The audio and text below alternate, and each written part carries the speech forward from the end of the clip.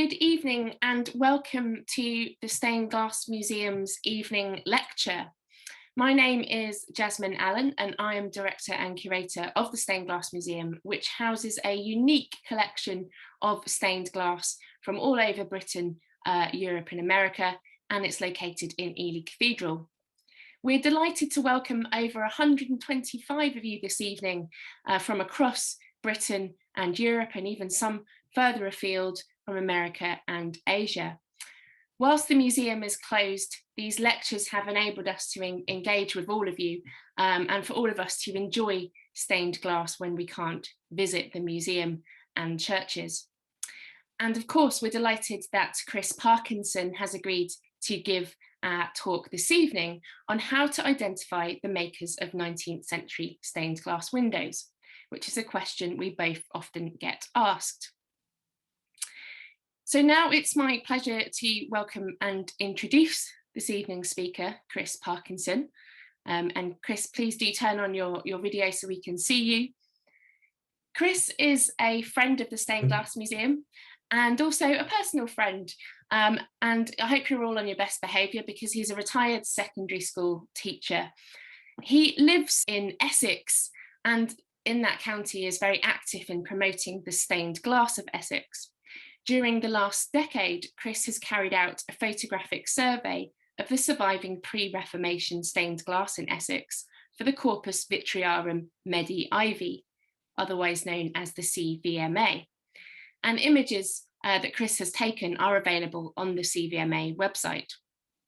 Chris is currently preparing a CVMA publication cataloguing the stained glass in Essex up to 1800 with co-author Dr. Penny Hebgen Barnes. And whilst it's medieval glass that remains the focus of his current activities, Chris has a long interest and love of 19th century glass, which he tells me stretches back some 45 years. So presumably he encountered this stained glass when he was just a few years old, which is very impressive indeed. So over to you, Chris, to give us our talk this evening. Thank you very much. And there's a fiver in the post for you for actually getting my age correct as well. Certainly a toddler when I started. If you believe that, you'll believe anything. So let's get on with the talk. Good evening, ladies and gentlemen. It is a pleasure and a privilege to be speaking to you this evening. When Jasmine asked me if I would do this talk, she mentioned that many friends of the museum had asked her if this subject could be covered during one of the lecture series. So here it is. We will look at 5 different firms who did not sign, at least initially, many of their windows. By looking at how their styles changed during the second half of the 19th century, I hope to give you some simple visual clues to be able to identify the work of these firms. There are far more learned folk who will have other methods, such as the iconography employed by firms, and also be experts in one particular firm. However, I hope this presentation will be of interest and help to those of you who, like me, are bewildered by the many unsigned 19th century windows and to suggest names who made them. While there is a fair amount of literature on the biographies of the firms we will look at this evening, there is very little discussing their styles. The 2 books illustrated on the right here have been used to help me prepare this talk. Martha Galicki's excellent pamphlets, and of course Martin Harrison's Victorian Stained Glass.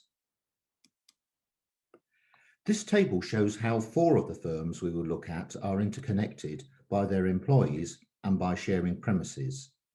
The table is very much abridged, but it does show that the key dates of these firms were between the mid-1850s and the mid-1860s.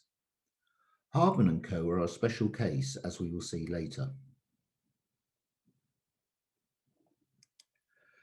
John Richard Clayton and Alfred Bell had formed a partnership by 1857, having previously provided designs for other firms and worked with eminent architects. This early Clayton and Bell window at Little Maplestead is attributed by William Waters to a design by Alfred Bell. The figurative panels take up about 1/3 of the window's area. The rest is of much cheaper geometrical pattern glass. Martin Harrison noted that Bell's forte was architectural canopy work, which is shown in this example. This example from around the same time shows a more complex design. Again, good canopy work, but note the blue background, which I'll just enlarge for you. The blue pot metal glass has been given a coating of black paint from which a foliated pattern has been picked out, a technique known as diapering.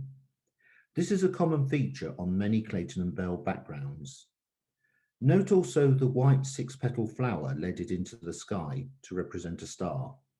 Starry skies are another characteristic of Clayton and Bell windows. Before leaving this slide, note the conventionally drawn flowers. Two more early Clayton and Bell windows. On the Wimpole example, the plant life, that is the trees, is becoming more stylized.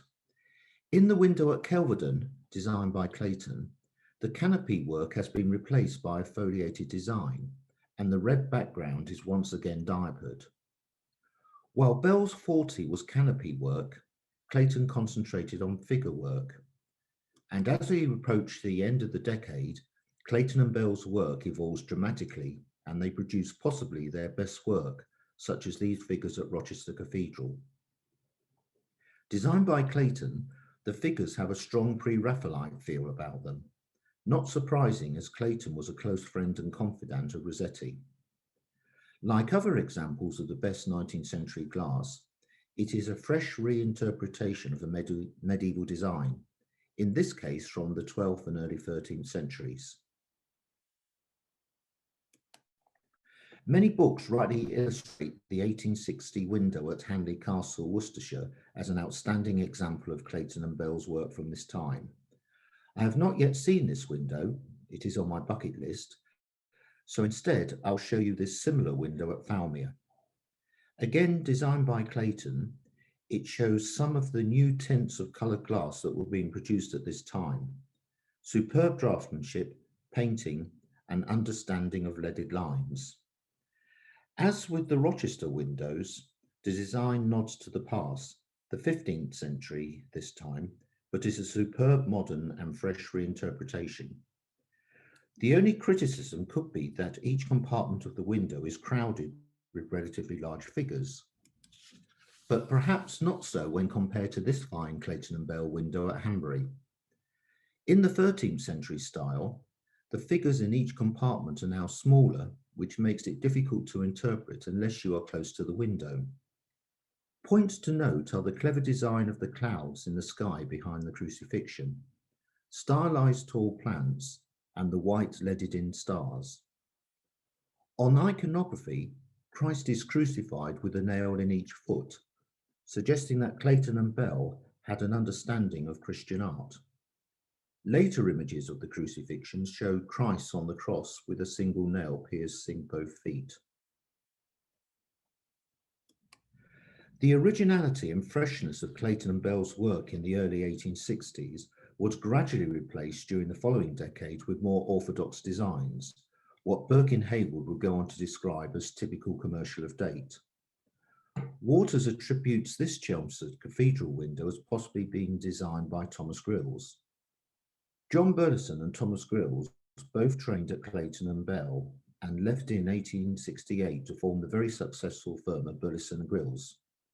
This Chelmsford window perhaps has a crisper design than the contemporary window at Earl's Cone, but if we look at it a little more closely, we'll note that the trees are stylized and the blue background is again diapered, which is also the case at Earl's Cone.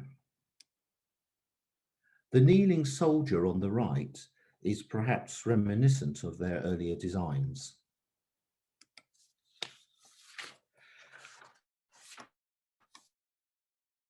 As we move from the 1860s, often took on a darker tone as shown in these examples.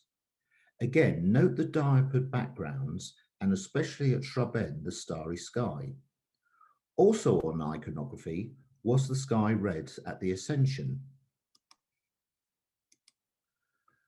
This east window at Shrub End, Shrub End Parish Church was my old parish church, and when a new vicar arrived there, he was somewhat troubled by the red sky, saying that in none of the Gospels does it mention that the sky turned red during the Ascension.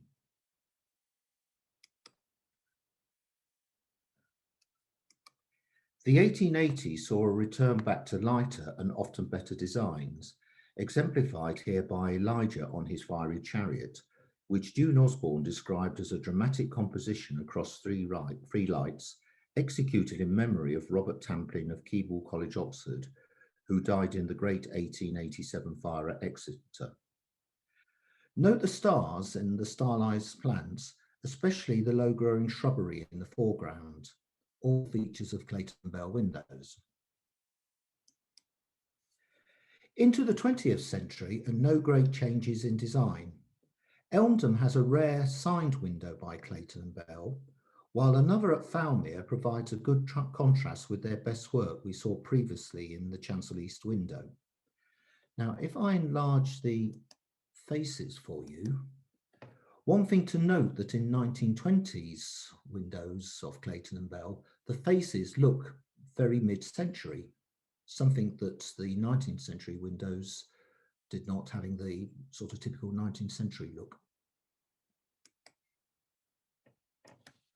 Clayton and Bell are well known for reusing cartoons, as these two examples show. Many of the figures are identical, but I still cannot fathom out why the ascending Christ is omitted from the window at Broxbourne. It is obviously a two-light window, and the glass has been designed and made to fit the two main lights, note the borders. But why omit the focus of the composition? Perhaps the good folk at Broxbourne objected to a red sky, I jest. To conclude, Clayton and Bell, here are some of the main points to look for. Early work of around 1860 has a fresh, youthful design, which was replaced by more orthodox designs in subsequent decades. Look out for diapered work and stars on the backgrounds, and in the 1880s some better designs began to appear, as shown in the third light of this window with the dramatic swirling waves. Look also for stylized trees and foreground shrubbery. However, the most obvious clue to their work is the palette of three dominant colours, red, white and blue. I'll just quickly flip through the slides we've just seen, and don't look at the details, but just look at the general impression of the colours.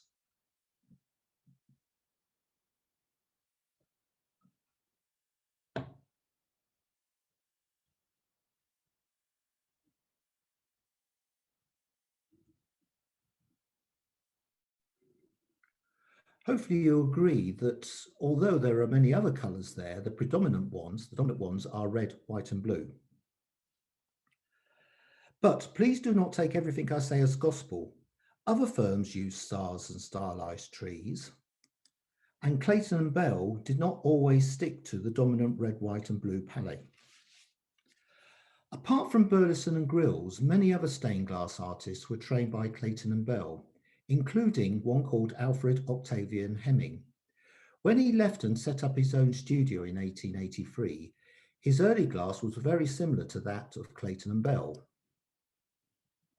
This is from Smallhive in Kent, and at first glance you would probably say that was a Clayton and Bell window, but looking at it more closely, maybe hopefully you would sort of question that.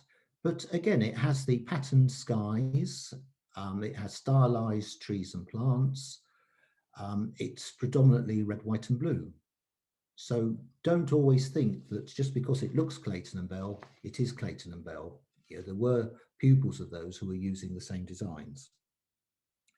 And with reference to the table we saw at the start, the sharing of premises and ideas could lead to two firms producing work looking remarkably similar. Heaton, Butler and Bayne on the left, Clayton and Bell on the right, and again, very, very similar indeed. And this slide leads us nicely onto our second firm, Heaton, Butler and Bayne. Clement Heaton was employed as a designer for the stained glass maker William Holland of Warwick during the latter half of the 1840s, before moving to London in the 1850s to set up as a stained glass artist. In 1855, he formed a partnership with James Butler, a lead glazier and glass painter. In 1858, they moved into the same premises as Clayton and Bell, where apparently they shared skills. Heaton and Butler providing the technical and Clayton and Bell the design expertise. This probably accounts for the similarities in their work of the early 1860s, as shown in the slide above. Early Heaton Butler windows were not the best designed, as seen here at Stansted. When awarded larger commissions, they relied on Clayton and Bell for help. The large figures either side of the crucifixion may well be of the hand of Alfred Bell. In 1862, they persuaded Roger Turnbull Bayne to leave Clayton and Bell and become their designer, with dramatic results as shown here at Chester. While similar to Clayton and Bell, Bayne does not restrict himself to a predominantly red, white and blue palette and use the full range of new colours now becoming available. The dominant colour here is blue, characteristic of many of their other windows of this date. It is worth mentioning here that another designer at Heaton, Butler and Bell was Alfred Hassam. He is mentioned, I think, first by Galicki in her 1987 pamphlet, but a more in-depth appreciation of his work is given by Waters in his Angels and Icons volume. A few years back, a friend of the museum began compiling a list of the 100 best stained glass windows. One of my contributions to this list was a complete 1863 glazing scheme by Heaton, Butler and Bayne at a church near my home. The architect was a young Arthur Blomfield who used the Rogue Gothic style in designing the church, and he wisely commissioned Heaton, Butler and Bayne to glaze the chancel windows. What we got here is the full set. The window on the left is the north chancel window. The 3 step lancets then are the east window, and then the 3 windows on the right are the windows in the south chancel. The window designs show a divergence away from Clayton and Bell designs with the use of many more tints, but still predominantly blue. Also note the beards on the males. Early Heaton, Butler and Bayne males often have beards coming to a point, while those on Clayton Bell males are generally, but not always, much fuller. Think Brian Blessed. One of the friends did tell me that the pointed beard was actually a self-portrait of Bayne himself, or maybe one of the others, but that may well be true and may well account for why Heaton, Butler and Bayne do have these pointed beards, whereas the Clayton and Bell are much more like our friend Brian Blessed. At Bradford, the west window is now predominantly red and purple, but to my eyes spoilt by the introduction of intrusive canopy work. One other feature to note is the mosaic treatment of the sky, something that appears prominently in the firm's later work and also in Edward Burne-Jones' later work for Morris & Co. Bayne excelled at drawing idealised female figures, and his brilliance as a designer is perhaps shown in the window on the left at St John's the Evangelist, Bury St Edmunds. The zigzag positioning of the figure, angels and Agnus Dei are again a feature Edward Burne-Jones would use, as we shall see later. Martin Harrison noted how Bayne was influenced by Rossetti. In the relatively few windows Rossetti designed, his figures are bold and vigorously drawn, as shown here on the left at Peterborough. The 2 Bayne windows show similarities to Rossetti, Adam delving, though on reflection perhaps looking more like a Holman Hunt design, while the bent-seated figure on the right is clearly influenced by Rossetti. My earlier remark about not taking what I said for gospel also applies here. Note the stylized trees in the right window, very Clayton and Bell, but set against a Heaton, Butler and Bayne mosaic sky. Other artists supplied designs to Heaton, Butler and Bayne. Most prominent was probably Henry Holiday.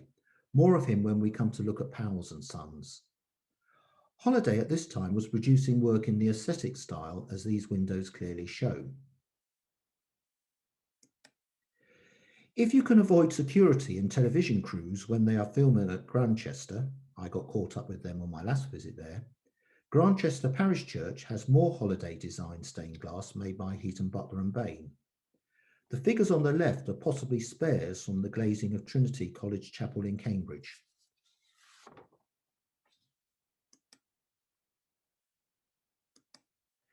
Heaton, Butler and Bayne continued with producing stained glass in the popular aesthetic style. Perhaps not as good as Holiday's work, but generally in rich colours. On the left, note the influence of Clayton and Bell with the diapered sky with coloured rather than white stars, while on the right, the foliage background is reminiscent of Morris & Co.'s work of this period. Moving into the 1880s, Heaton, Butler and Bayne windows are becoming more orthodox and pictorial.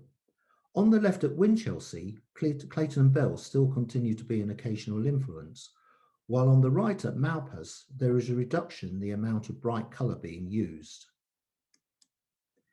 This is further exemplified in many of their turn of the century windows, which have an overall muddy look with the sparse use of fragments of brightly coloured glass.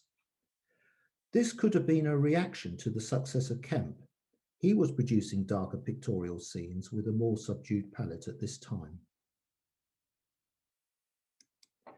The 20th century saw a return to lighter windows and their characteristic use of bright colours, with perhaps a nod towards the then prevalent arts and craft movement.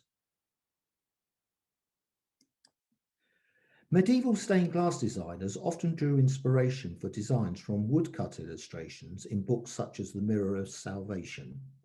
I'm not going to attempt the Latin pronunciation of it for fear of being ridiculed. So Mirror of Salvation, that's the English translation. The panel at Prittlewell is not an identical copy, but the inspiration is obvious. In later centuries, paintings in oil could also provide inspiration, such as here at Fearing. Heaton, Butler and Bayne also drew inspiration or would respond to a customer request for a similar stained glass version of an oil painting, as here in the east window of King Charles the Martyr at Tunbridge Wells. And following in the steps of Clayton and Bell, if it's popular, why not reuse the design for other customers? To conclude, what to look out for in Heaton, Butler and Bayne windows. Around 1860, they usually have an overall blue colour, but with a wide palette of other colours, most notably light tints of lilac and purple. Also a close similarity in design to Clayton and Bell. In their later windows, there is a change to the aesthetic style, mosaic skies, then the colour palette becoming more muted, followed by a return to brighter windows, some in a pseudo arts and crafts style, and of course the frequent use of pointy beards. Towards the end of the 19th century, they began signing their windows. If a glazing scheme included several new windows, it was not unusual for only one window in the set to be signed. This also applied to other firms.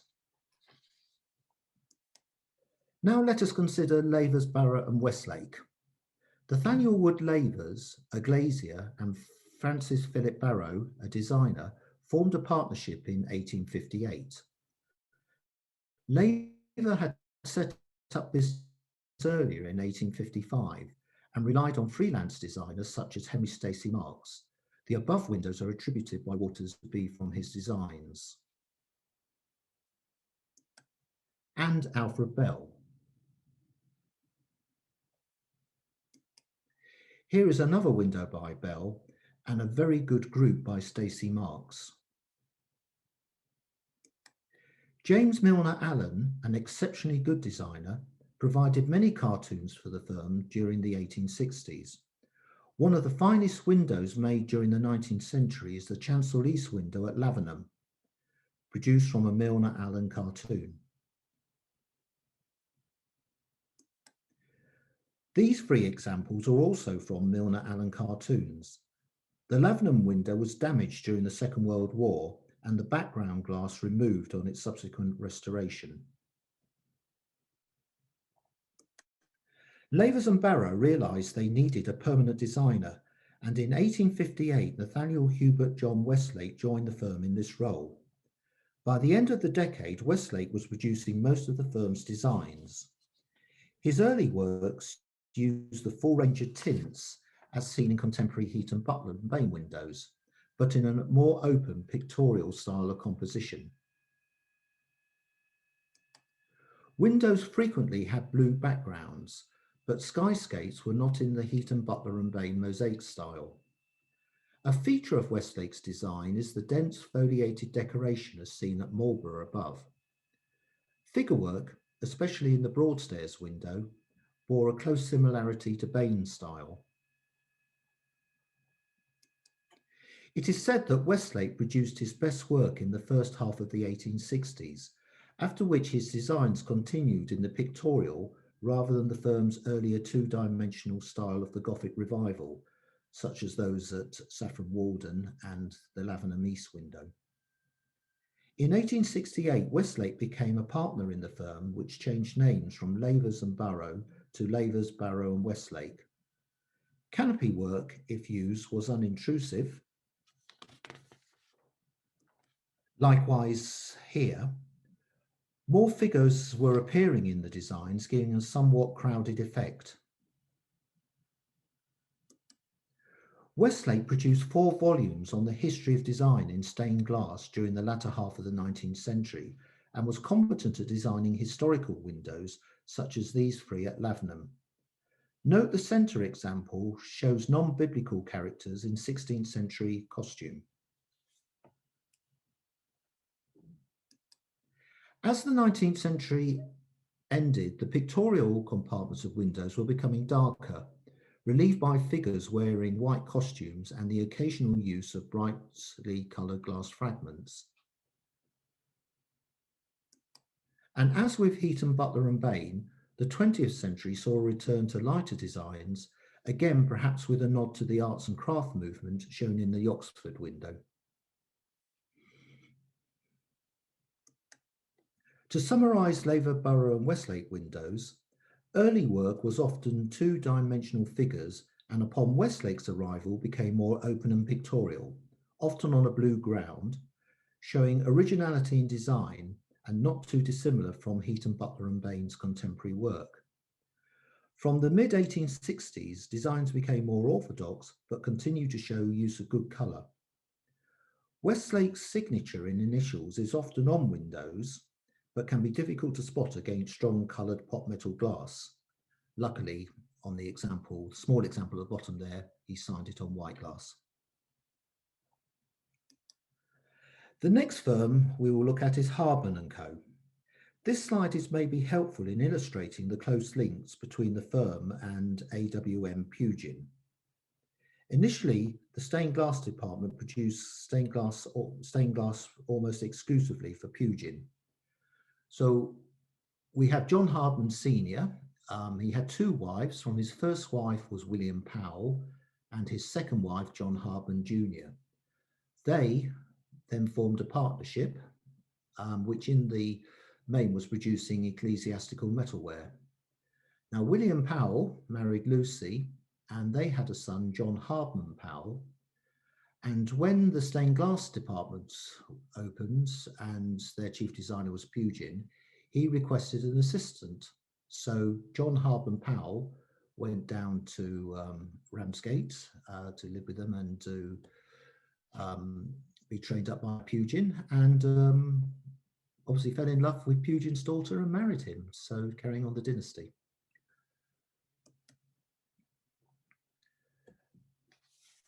Pugin's association with the Gothic revival movement is well known and documented.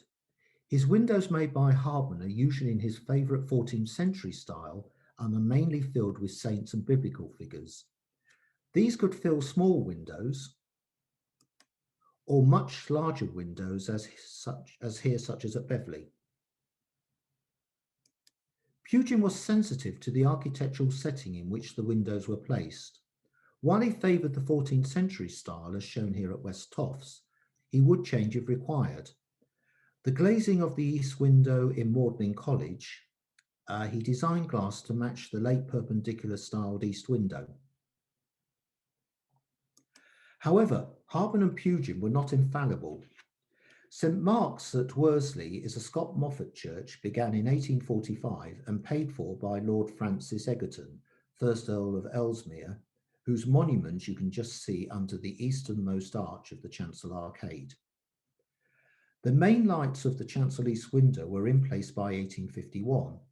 Queen Victoria, on visiting Worsley, then commented on the richness of the colours. I could easily spend another hour talking about these main lights, which are not by Harman and Pugin. The sharp-eyed amongst you will recognise that they are almost identical to those in the Great East window at Prior Crawdon's Chapel at Ely. Both are attributed by some sources as dating from the 16th century. The question that begs to be asked, though, is which location has the originals, who has the copies, or are they both copies? But more of that another day. The architect Charles Barry had been working on the Earl's London home and had commissioned Harman & Co. to glaze the tracery lights of the chancel east window from designs produced by Pugin. Following a query from Lady Ellesmere during the summer of 1851 as to why this glass was taking so long, Barry took over control of the work and wrote to Harman Powell, suggesting he should see the old glass already in the window in order that he may not fail to harmonise the new with the old. White glass is to be avoided and dark rich tone of colours produced. When the tracery lights were installed in August 1851, Lady Ellesmere wrote to Barry on black-edged morning letter paper. This letter was forwarded on to Harman and it read, I was tempted to do this in a Lady Bracknell accent, but perhaps be wise if I didn't. So in my normal docile tones, the window in Worsley Church is completed and I am sorry to say unsuccessful. The execution is pretty, but wholly unsuited to the rest, and the rest unendearing. It has the effect of a gown on which the skirt is crimson and the body pink. Now the question is, can anything be done to improve it? Who is the executor of it? Did he ever see the window? I should be inclined to have him come down and look at it, but before determining upon this, I should like to know his name and address. Harman, Powell, Pugin and Barry met with Lady Ellesmere soon afterwards. What was discussed or decided is not recorded, but Pugin's tracery lights remain to this day at St Mark's. Now, I've put two pictures of it up. The picture on the right, I may have enhanced a bit to bring out some of the colours in the main lights, but you may well say that the tracery lights don't look too bad. Now, on the left, this is what it looks like more in real life when you enter the church. And you can see the very white, bright tracery lights do not harmonise or sit well with the main lights. So I can quite see why Lady Ellesmere was quite upset. Whether or not Pugin or Harman saw the old glass beforehand, again, we don't know, but I'm sure if they had, the tracery lights would have been a bit more successful. So Pugin and Harman are not infallible. After Pugin's death, Harman & Co. began to supply other architects with stained glass windows, notably William Butterfield. This collaboration illustrates how Harman Powell broke away from Pugin's influence. Butterfield adhered rigidly to Pugin's Gothic revival principles and expected his glassmakers to follow suit. Butterfield instructed Harman Powell to draw this window at Blickling boldly, that's the window on the left, use lines of sun strength and avoid soft shadows. The resulting window is Puginesque, but perhaps softer than Pugin's own designs. Note the hint of an S shape in the stance of the figures, inspired by the Sienese painters of the 14th century. Further disagreements continue with the chancel east window at Sudbury on the right, where Butterfield criticised the use of wiry lines on grille as not being suitable for large windows in a large church, and ended with the comment, "The fault I generally notice in your work is deficiency of effect for want of strength and force." Matters became worse when the window was fixed in position before Butterfield had inspected it, Butterfield insisting that changes be made immediately to the window. The problem was that John Harman Powell was breaking away from Pugin's archaeological style, as seen on the left, and was developing his own more pictorial style as seen on the right, with complex scenes populated with distinctive elongated S-shaped figures. Both these windows shown above were commissioned by Butterfield from Harbin & Co. Perhaps Butterfield was so involved at Sudbury he took his eye off the ball at Great Yeldon, a few miles away from Sudbury. One feature of Harbin & Co. windows at this time was the main light containing figurative work, and along the base of the window, a series of small biblical scenes, such as the ones that can be seen on the left. In one compartment, Butterfield suggested, or perhaps instructed, that a copy of a Frau Angelico painting was a suitable subject. In this case, it is the circumcision of Christ. But note how Victorian sensibilities are observed with the strategically placed hand of the priest in the stained glass version. The window produced for Rugby School resulted in the cessation of Harbin Butterfield collaborations for a considerable length of time. Harbin Powell was now breaking away from Pugin's influence, as the above examples show. Again, note the elongated S-shaped figures and the Wisbeach window having at the base of the main lights a row of small panels, as we've just seen. As an aside, this window could be seen as a precursor of Clayton Bell's work some 20 years in the future. Again, red skies, but this time it is for the crucifixion, so I suppose that counts. The 1860s saw Harbin Powell fully developing his style using ideas seen in his contemporaries' work, such as the densely foliated grounds of Westlake designs and the starry skies from Clayton Bell. One feature of Harbin windows is the brilliant white torsos and costumes set against a blue ground. This style continued through the 1870s, again the same features of brilliant whites and foliated grounds. But a house style was soon adopted. This was of crowded scenes, still with elongated figures, and much use of white, along with a steely blue glass, giving an overall cool or perhaps cold appearance. This style continued into the 20th century. To summarise, early Harbin glass was designed by Pugin. Saints and biblical figures under canopies. In large windows, there could be row upon row of these. Next came elongated S-shaped figures, brilliant whites contrasting against foliated grounds, small panels at the foot of the main lights, then crowded scenes with a generally steely blue cold appearance. The final firm we will consider this evening is Powell's and Sons. In 1834, James Powell, a London wine merchant, purchased the Whitefriars Glass House, located on the site of a Whitefriars monastery between the River Thames and Fleet Street. He invested in the business, and on his death it passed to his three sons, Arthur, Nathaniel and James Cotton. A stained glass department was added in 1844, and as it was with Lavers, it relied on several freelance designers, three of whom are shown here. Some went on to form their own firms. Barraud on the left, forming Lavers Barraud and Westlake, and Bell on the right, obviously for Clayton Bell. And some were respected artists, such as Poynter.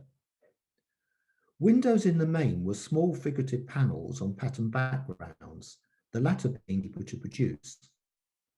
Powell struck gold between 1857 and 1861, when Edward Burnes-Jones produced several cartoons for the firm.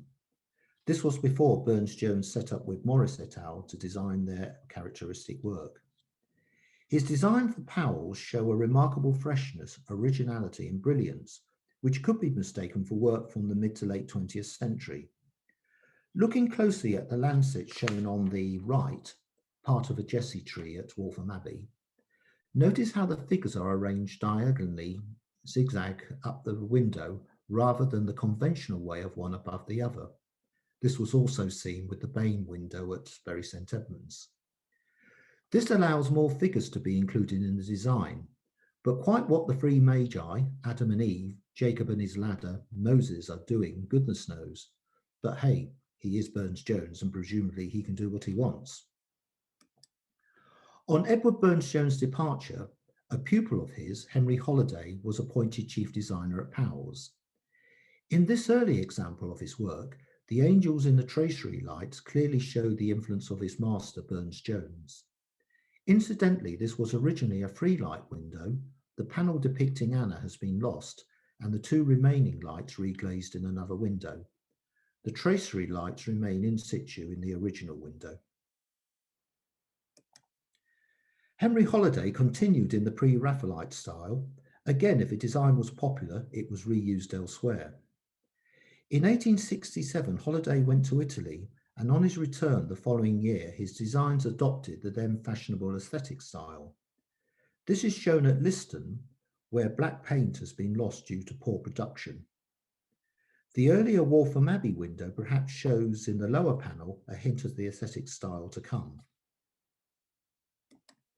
Henry Holliday's aesthetic style dominated throughout the 1870s and 1880s, often very beautiful, but perhaps not quite matching the work of Morris & Co.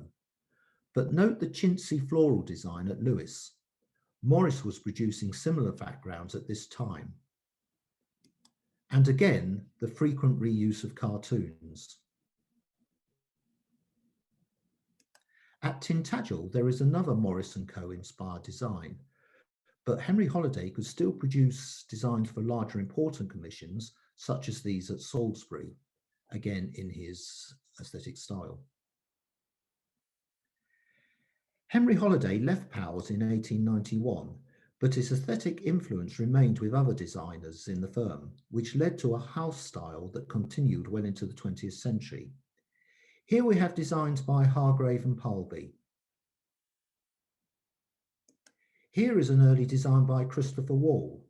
While very much a Powell's house design, I believe one of the tracery angels shows signs of what was to come in Wall's full-blown arts and crafts style. Hugh Arnold, a pupil of Christopher Wall, designed the east window at Great Tay. Arnold went on to set up his own company and was tragically killed at Gallipoli.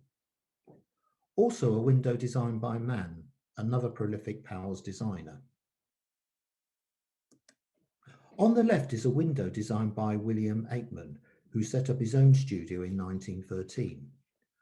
While the faces on the figures are typical of Powell's androgynous style, if you mask out the hair and clothing, you'll see what I mean. The rest of the window shows Art Nouveau influences, the trees below the figures and the sinuous branches above. One other characteristic of Powell's windows of this time is their use of a rich glowing ruby glass. We can see that in the middle window, and you can see bits of it in the right. This ruby glass is impossible to capture photographically and to show its glorious glowing properties, but once seen in real life, it is difficult to ignore or forget. The left and centre windows are by Ada Curry, a pioneering female stained glass designer who deserves to be as well known as her contemporary Mary Lowndes. James Hogan, who designed the window on the right, became the principal designer at Powell's. These last few slides, I hope, show the house style of Powell's designs, making their late 19th century and early 20th century windows easy to identify. But as always, there are exceptions. On the left is a window designed by Louis Davis, another pupil of Christopher Wall. He also worked for a short time at Powell's and for Carl Parsons, another noted arts and craft designer. His window here is clearly influenced by and incorporates Rossetti's poetry. I know nothing about Egan. Jasmine suggested he might have been connected with Morris & Co., but he is attributed as a designer and Powell's the maker of the window, on the right. In fact, looking at it, it does have a sort of a late Morrissey look about it, so may well have been connected with Morris & Co. To summarise Powell's windows of the 19th century, Early windows are generally a medallion or small figurative panels against the pattern backgrounds. They then show the pre-Raphaelite, followed by the aesthetic style of Henry Holiday, then the aesthetic house style. Powell's became known as Whitefriars from 1919 and moved to new premises in 1923 at Wealdstone, North London. Most of their windows now have the familiar cowled monk mark. To conclude, here are some online resources. My apologies to any I have omitted, but new resources are appearing all the time.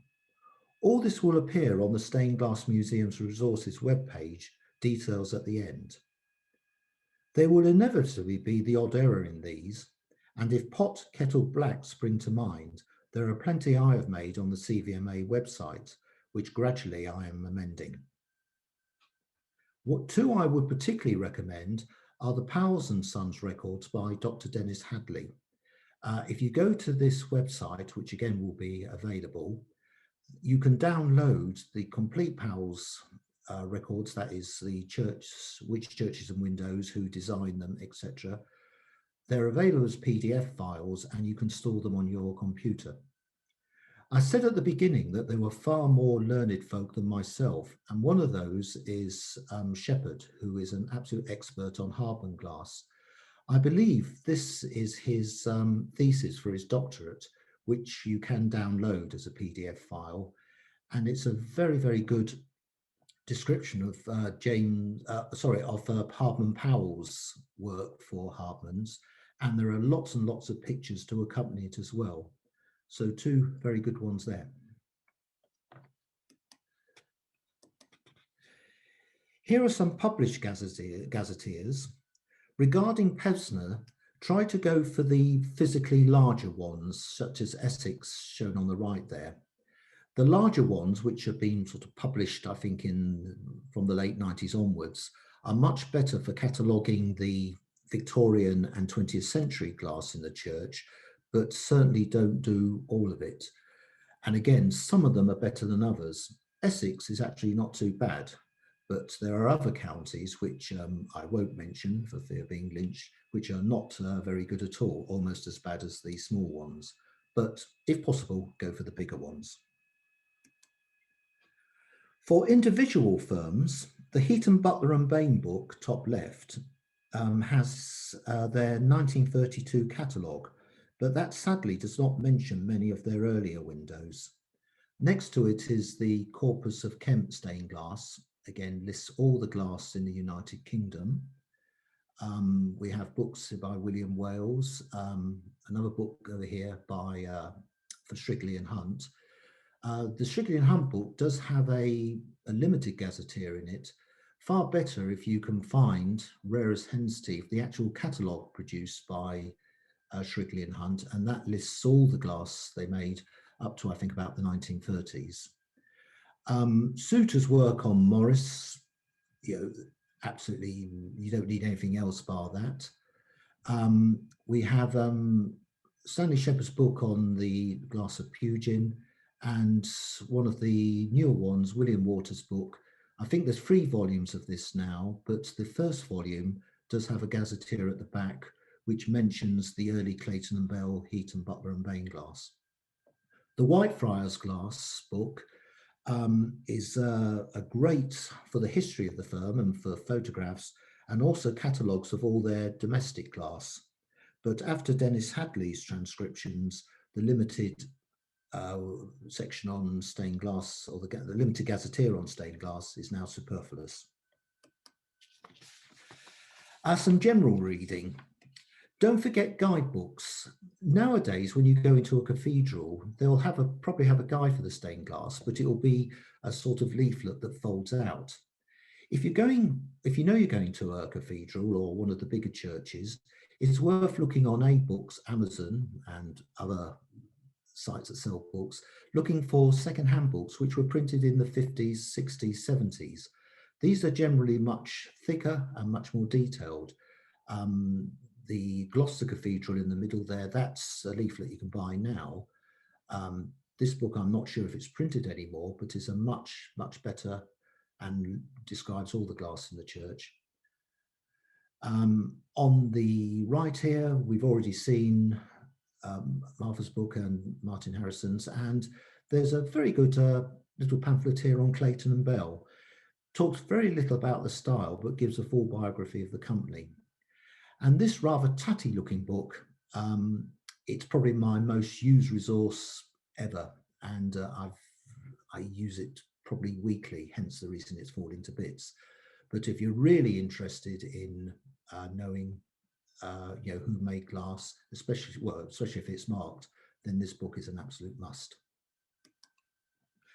But of course, why not your own database like I did? Cameras on modern phones are absolutely superb now. So if you go to a church, take a few pictures, but do turn off the flash, because the flashlight will reflect off the glass surface and you won't get a good picture. When you download them, call them what you like, but I normally give the name of the location, the name of the church, whereabouts it is, in this case, the west window, and put on a date. Just a point of note, if you're going to use circa, put the circa behind rather than at the front, because once you've done that, you can then create a file. Here we have Clayton and Bell here, and you can see I have many other files on my computers. These are just the B's and parts of the C's. But if you then put it in that file, there it is there. If you put the date in that format, hopefully all the windows will appear in chronological order. So when you have collected enough pictures, you can then look at them and see how the styles developed. Likewise, if you don't know the date, but you know it's Clayton and Bell, you can just sort of run it along the rows and see where it generally fits. And that will give you a good approximation of its date. And if you don't know who made it, and you do have a substantial number of pictures, you can just go through the files and look for something that looks similar. Then go back to the resources and see if you were right. This is the website of the resources page. I did some time ago compile a sheet, which is on there now, which lists the resources then, but I do promise you that in the next few weeks, I'll update it with all the resources we've just seen. So thank you very much for listening to this presentation, and I hope it will inspire you to go out and look more closely at our treasured wealth of Victorian stained glass. Thank you.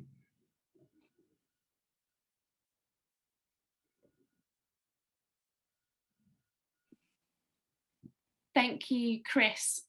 Applause all round. I know that we've just galloped through several really important firms, and when you all saw Chris's photograph archive on the screen there, I am quite sure that you'll understand why I asked Chris to give this talk. His prodigious efforts in photographing and traveling to see glass and cataloguing it and identifying it, is really to be applauded. And it's only through doing things like that that really you build up that knowledge and be able to identify these studios. So we will turn to some questions. I can see lots have popped in the chat, and Chris, I'm happy to help answer some if I can. So firstly, Stephen asks, are there any particular regional variances that can be discerned? So were some firms more or less popular in certain areas or overseas? Not with the big firms, no. The big firms were huge commercial operations. Nowadays, sadly, if you have a stained glass firm, it's maybe a 2, 3, 4 person operation, and they will get commissions from where they can. But back in the sort of latter half of the 19th century, they were very much like a car factory today, production lines, and they were producing windows from catalogues they had. They would have special commissions, and because they were so big, they were shipped out literally all over the world.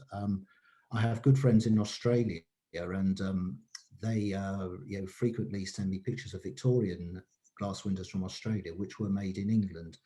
So for the big firms, no, but there were local firms. I mean, Evans, for instance, the firm we saw there, I mean, they produce work mainly in the sort of Shropshire area. Shrigley and Hunt are also sort of concentrated more in the Lancashire, Yorkshire, north of the England.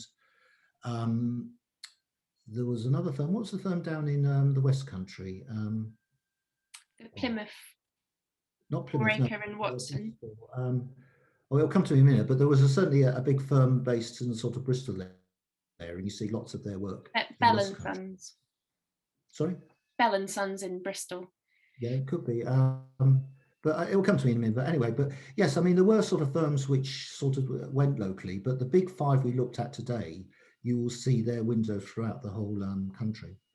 I mean, Clutterbuck is one that I'm very interested in. He had his studio manufacturers at Stratford in East London, and you see his work around the country much, but probably more in the sort of London area than up north area as well. So I hope that answers that question. Yeah. And Chris focused on, as he said at the beginning, the kind of few most prolific firms. So a difficult question from Melissa: which out of those would you say was the most prolific? Probably, well, one of the ones we've seen, Clayton and Bell. Now, Birkin Hayward, in his two-volume Gazetteers of Norfolk and Suffolk, he notes that Ward and Hughes were the biggest suppliers for East Anglia. Now, I thought hard about whether to include Ward and Hughes because they were so big, but their windows more often than not are actually signed, so I thought best to do that. But Ward and Hughes, another huge firm, they produce they were the biggest producers in East Anglia, but nationwide, probably Clayton and Bell, I would say, though I stand to be corrected on that. And I'm going to tag on to the back of that. Which do you think showed the most progression in terms of design? Oh, progression in design, that's a difficult one. Clayton and Bell, once they got their sort of house style, they stayed with it right into the 20th century. Probably Heaton, Butler and Bayne, I would think, because they were looking at what other people were doing. They certainly had this sort of Kempy look about them at the turn of the century, because he was very popular and selling lots of windows. And in the early 20th century, you could see they were aware of the arts and crafts movement as well. I would agree. It's probably between them and Powell's, isn't it, for most progressive. Fab. We've got a couple of questions on terminology, Chris, which I know it's difficult to sometimes answer, because we should say that the field of 19th century stained glass hasn't been as defined in terms of terminology as much as other artwork, sculpture and painting, for example. But someone says, can you please just explain further the differences when you talk about a pictorial style and an aesthetic style? The aesthetic style is basically your willowy, very thin figures with their gowns on, very sort of ancient Greek Roman style. That's aesthetic. I mean, think of the old Wedgwood bowls, the figures that you would see on the blue Wedgwood, those white little figures. That's sort of very much aesthetic style. Pictorial just means a sort of picture window, a big scene for a picture from the Bible. It may be a crucifixion with all the people around, or if it's the marriage of Cana or the Last Supper, a big table with all the people around from that. Was there anything else in that? And someone actually on the back of that has asked what, and also arts and crafts style. Well, arts and crafts, it's a very loose style. I mean, some people say arts and craft and think of Morris and Co. and what have you. Then there's the other sort of arts and craft which Christopher Wall went on to form. I would say arts and craft is, could be more of a style of working which was against the mass production of the big firms, but sort of getting in designers who are having full control of the process and so forth. Yes, I would say the sort of William Morris, you could say that was arts and crafts, but who's the gentleman who's just written the big book? I should know, he will shoot me. Peter Cormack. Peter Cormack has written a book on arts and crafts stained glass, which is the kind of go-to. But there's also arguably, people do use it in terms of a style, whether that's right or wrong. But it was also a kind of movement. I mean, you couldn't, the early Morris's work, you would say, was very pre-Raphaelite in style, especially their paintings. But when they were sort of making most of their windows in the 1870s, 1880s, that I would probably say was more aesthetic than pre-Raphaelite. They'd lost the wonderful pre-Raphaelite paintings you see in galleries. You don't see that in their later stained glass. It's much more sort of holiday orientated. Andrew's got a question here about, can we glean any clues from the style or the font of inscriptions? Was there a house style used by firms that could be relied upon, or is it more varied? Yes, I will think, certainly I said there were folk more clever than me at this. Yes, I'm certain you can tell from different font styles. I mean, Warrington, for instance, we haven't included him, but he had a very distinct style. Clayton Bell did as well. I can't think of any other firms that did it. Certainly when you get onto, back onto our arts and crafts window, and the window I showed you at Margaretting, the Art Nouveau one, the writing on that, or the scripts, is very Art Nouveau. There's another church in Essex, Winningale, which has got a very strange Art Nouveau window there. And the writing on it looks Art Nouveau, looks like the sort of script you see on the metro in Paris, is that sort of writing there. So yes, I'm sure if you looked at it, you would be able to tell a lot more from the actual script, but it's not something, to my shame, I've really looked at in great detail. I look more at the sort of picture, but the script, yes, that is something that would almost certainly be able to help determine the maker of the window. Thanks, Chris. A couple more then. Susan says, were all these firms using essentially the same raw material? I think they were, because they were all using glass, of course. The new colours were produced independently by Chance & Co., which were Birmingham based, and Powell's of London. And this resulted from work from Charles Winston, who was a great writer on stained glass. I think he's sort of sponsored the Powell's, or a chemist at Powell's, to look at the glass. So certainly Powell's and Chance in Birmingham were producing glasses. Were there any other firms? Jasmine, would you know? Hartley, you said Hartley, Powell's, Chance. They're the main producers in the 50s and 60s, aren't they? That's it, yeah. So yes, there were a few of them, but I think as the decade sort of expanded out, other glass makers would come in and start producing glass. Before the advent of this new glass, the sort of first half of the 19th century, the glass was very sort of flat, sort of dulling, well, I wouldn't say dulling colours, because if you look at some of the windows, are very bright, but they lost the technique of making glass and the ingredients. This chemist came along and analysed it, and also the actual texture of the glass. Medieval glass, looks so sparkling because it has lots of imperfections in it, things like little air bubbles, and it's not flat, it's sort of rippled. And these air bubbles and ripples act like little prisms, so that when the light goes through them, they're diffracted, and it sort of gives a sort of brilliance to it. Whereas early Victorian glass was just perfectly flat, perfect glass, for want of a better word. So it didn't come to life when the light came through it. It was only in the sort of latter half of the 19th century, or from the 1860s rather, that they realised what the texture glass should look like.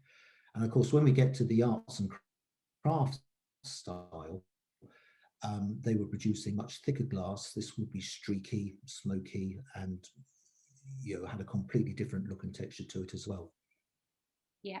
I think it's one of those things for 19th century glass that we'd like to know more about the supply of glass and which suppliers, whether studios were using multiple suppliers, probably, to get the range of colours, but we don't always know unless receipts and letters kind of say for sure.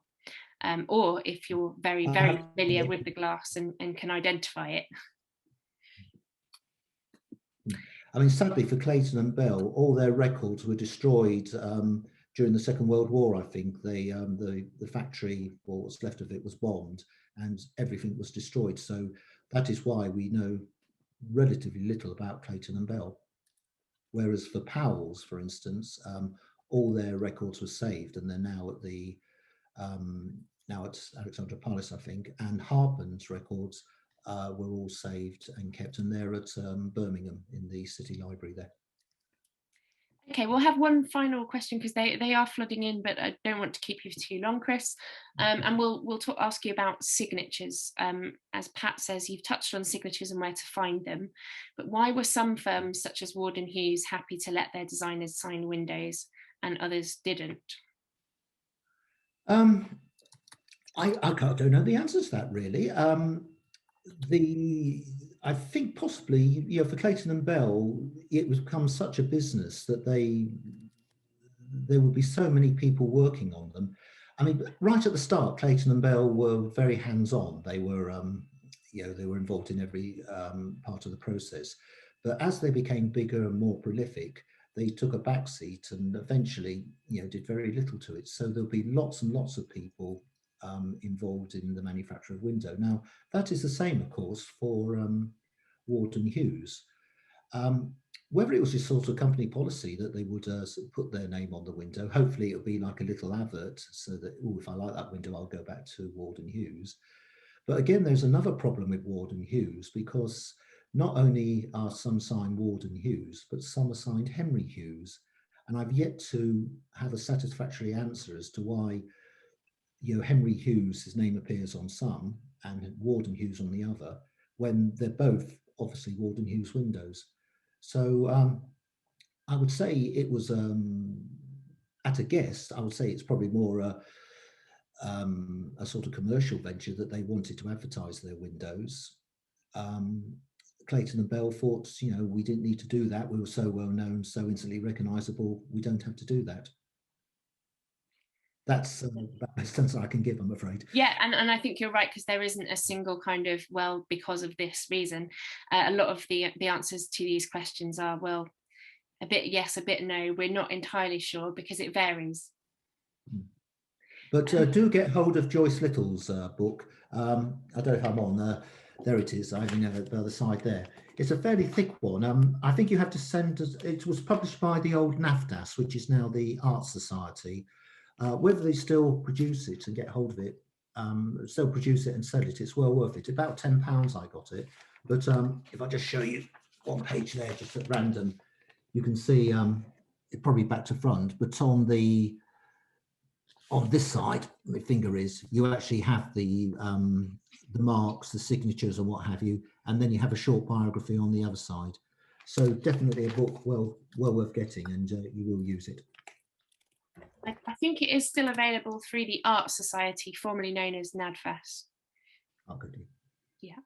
So hopefully there'll be 100 more sales after this meeting. Fantastic. Well, we will draw to a close there, I think. I know there's more questions, but this is a conversation that we can continue. I would like to thank Chris again for speaking to us this evening, for taking on the challenge, actually, of a difficult topic, and for all of you for your excellent questions. I will also remind you that we do have actually 3 more talks that we have scheduled for April. And tickets for these are not available through Eventbrite, which you'll be relieved to know, hopefully, because it charges you a fee.